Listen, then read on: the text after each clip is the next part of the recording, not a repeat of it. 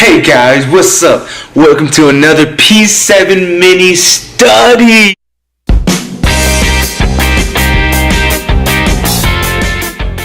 Alright guys, I'm gonna be completely honest here. I have sort of almost all the time been putting off making new videos and new content for this channel, and I know this is something that God has laid on my heart, and it's hard for me to get a lot of videos out and get a lot of content out.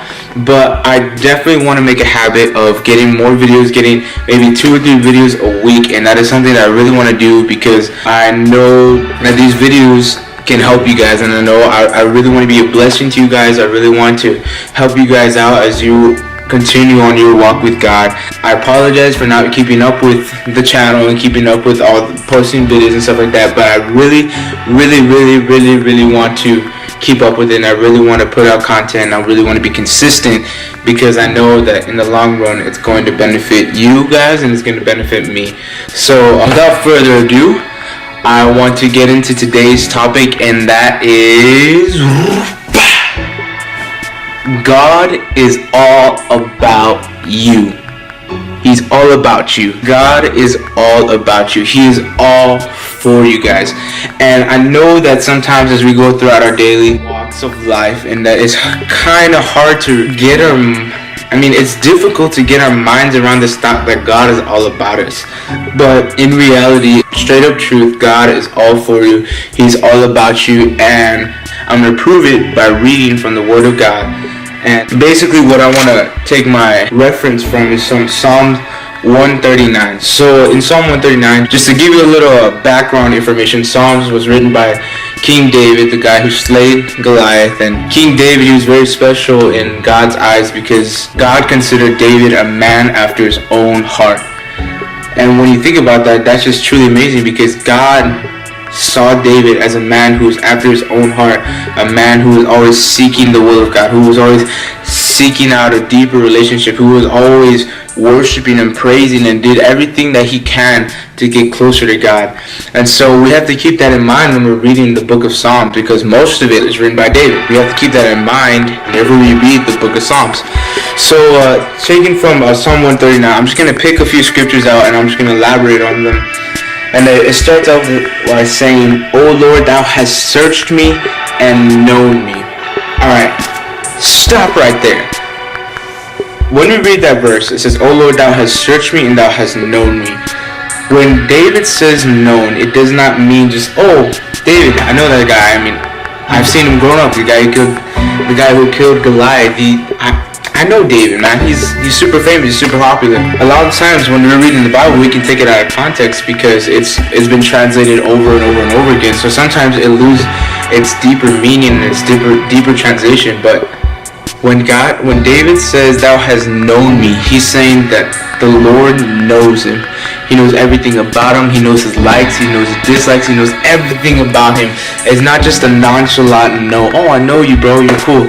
But knowing as in a relationship, as a husband and wife, they know each other. They know what they like. They know what they dislike. They know everything about them. And so that's what David means. And it says, "Thou knowest my down sitting and my uprising. Thou understand my thoughts from afar off." So here we're saying that David, every time he sits down, God knows where he's at. Every time he stands up, God knows where he's at. Verse 3, it says, "Thou compassest my path and my lying down, and art acquainted with all my ways." So here he's saying that the Lord knows David. He knows every time he stands up. He knows every time he sits down.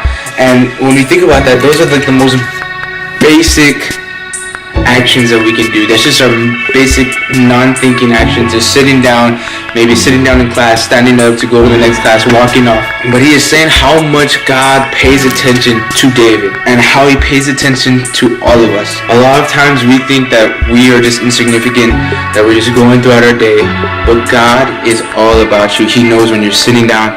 He knows when you're standing up. He knows. And it's not like a creeper way, like some stalker. He knows wherever you're at, but it's in a caring way. Like you think about a parent, and when they have a toddler baby, right? They're not just gonna let them go off and do whatever they want in the house. No, that parent has to keep in mind they're always watching. They're always looking after their toddler because that toddler doesn't know what's going on.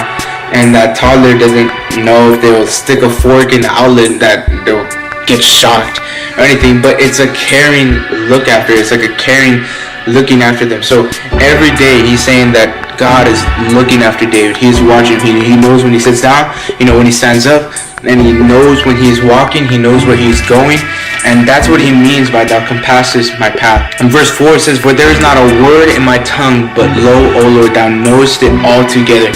He's saying that even before I speak, anything I say, you know what I'm going to say before. You know every conversation, you know everything. And it says in verse 5, it says, thou hast beset me behind and before, and laid thy hand upon me. So think about that. That's super powerful. So let's imagine this marker is us. Alright, David said that thou hast beset me behind and before, and has laid thy hand upon me. So let's say we're going throughout our day. So we're going throughout our day, and it's just an old regular day. We don't think anything special about it. But God has a specific plan for each and every one of us, and He has a desire for all of us. So He's going to take care of us. He's going to watch over us. And a lot of times we don't believe this. A lot of times we feel like we're in it by ourselves, or we're the only ones going through this. And David is saying that God has laid His hand behind us. He's laid His hand before us, and He's laid His hand on top of us. So we put that all together. I can't even do it because, covering all of this is saying that God cares for us, that He put His hand right there. He put His hand right there. He put His hand over there. And it's just something that is mind-blowing because God is for us. And He wants us. He's protecting us. He's watching over us. He's taking care of us. And a lot of times we don't feel like it. A lot of times we feel like we just go throughout our day like nothing's going on, nothing's gonna happen. But you do have no idea how much God is taking into consideration everything you do. Everything you do. Oh, don't do that. Don't do that. I'm trying to keep you. I'm trying to protect you. I'm trying to mold you. I'm trying to protect you. I'm trying to keep you. And if we would just be able to wrap our minds on how much God cares for us and how much He loves us and how much He wants the best for us, it would just completely blow our minds. And actually in verse 6, that basically what David said, he said, such knowledge is too wonderful for me. It is high, I cannot attain it. So he's saying that this thought of God being so caring, this thought of God being so loving and being so desirous of us, he's saying, in my human capacity, this is what David's saying, that I cannot even understand it. I can't understand it. But this God who created all of heaven, who created all the earth, all the planets, all the stars, everything that we see around us, He created this, but He is obsessively caring over us. He is obsessively watching what we do. He's obsessively saying He loves us. He's obsessively saying that He wants the best for us. And He's saying that He can't even understand it, because it does not make sense for a God who created all, who's all loving, who's all powerful, who can do anything that He can, and there's nothing impossible for Him.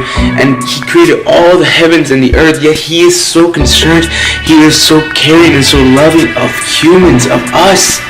He's saying that He cannot understand it, that the God of all creation would care so much about us. And so that is what David is saying. He goes further to say, so whither shall I go from thy spirit, or whither shall I flee from your presence? If I ascend up into heaven, thou art there. If I make my bed in hell, behold, thou art there. If I take the wings of the morning and dwell in the uttermost parts of the sea, even there shall thy hand lead me, and thy right hand shall hold me. So in these verses, it's saying that basically God is everywhere. We cannot go where God cannot reach us. It's saying that He said, if I make my bed in heavens, you are there. You are right there. You are with me. If I make my bed in hell, if I go try to out-sin the whole world, if I go out there and do whatever I want, God is still there. He's still watching us. He still has a plan for you. He's still waiting for you just to turn to Him and to allow Him into your life. You cannot flee His presence. He will always be there. He will always be waiting for you to make up your mind and say, Lord, I want to follow you. There is no sin that would take you too far from God that He cannot reach. There is no place that you can go that God will not reach out to you when you call Him. You cannot fall so far back that God cannot bring you out. You cannot fall so deep into sin enough to where God cannot bring you out. He will always be there. He will always be there right next to you. It says, where sin abound, grace doth abound much more. Where sin doth abound, grace abounds much more. There is no place where you can go that God will not reach out to you when you call out to Him. You cannot go so far that He cannot reach you. You cannot go so deep into sin where He cannot reach you. He is always ready and waiting for you to call out to Him. And skipping down to verse 14, it says, I will praise Thee, for I am fearfully and wonderfully made. Marvelous are Thy works that my soul knoweth right well. My substance was not hid from Thee when I was made in secret and curiously wrought in the lowest parts of the earth. Thine eyes did see my substance, yet being unperfect, and in Thy book all my members were written, which in continuance were fashioned, when as yet there was none of them. How precious also are Thy thoughts unto me, O God. How great is the sum of them. So here David is saying, even before I was born, You were fashioning me in my mother's womb. Even before I was created, You were writing down how I was going to look, how I was going to be, how I was going to look when I grow up to be 17, how I look when I'm going to be 32, how I'm going to be when I'm 75. God was already making that plan. He was already making you. He was saying, oh, this is what they're going to look like. This is what we're going to do. And they're going to be beautiful. I mean, God sees us as beautiful. And He loves us and He wants us to know that. And says that, how precious also are Thy thoughts unto me, O God. How great is the sum of them. If I should count them, they are more in number than the sand. When I wake, I'm still with Thee. God is constantly thinking about us. We are always on His mind. He obsessively loves us. He is always thinking about this. He's always thinking about them. Oh, what are they going to do today? What can I do to make their day? What can I do to help them today? What can I do to help them out in their situation? What can I do? What can I do? God is always thinking about us. And it's so hard to grasp it, that God is all for us. He is all for us. He loves us. He wants the best for us. And He wants everything to do with you. He wants everything to do in your life. He wants to be there when you cry. He wants to be there on your happiest days. He wants to be there when you feel like you're unstoppable. And it's unfathomable.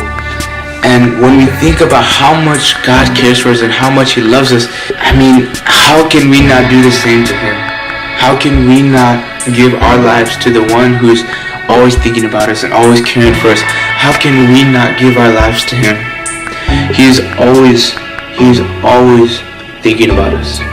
He's always, no matter how you feel, no matter what's going on in your day, God is always looking out for you. And He's always there. And He wants you, and He loves you, and He desires the best for you. But that is not going to come until we give our lives wholly to Him. He came down in the form of flesh to die for us. We were on His mind constantly. In His 33 years of life on this earth, He was just thinking about you. He was thinking about you. He was thinking about you, how I'm here for them. I'm here for them. When you've taken that into consideration, how can we give any less than our whole lives to God?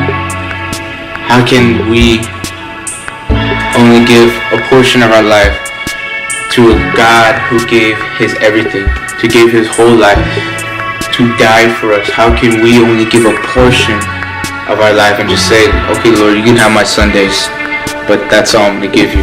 When He gave us 33 years of His life, how can we give any less than our lives? And so with that, guys, I just wanted to be encouraging. I wanted to lift you guys up. But He is always for you. He's always with you. He desires you. And He wants the best for you. You are always on His mind. No matter how your day is going, no matter how things may look right now, God is always watching out for you. He is always looking out for you, and He's always wanting the best for you. I hope you guys got something from this. I hope you guys are blessed, and I hope you guys had an awesome Thanksgiving. And I'll see you guys on the next P7 mini study. Peace out. Love you guys.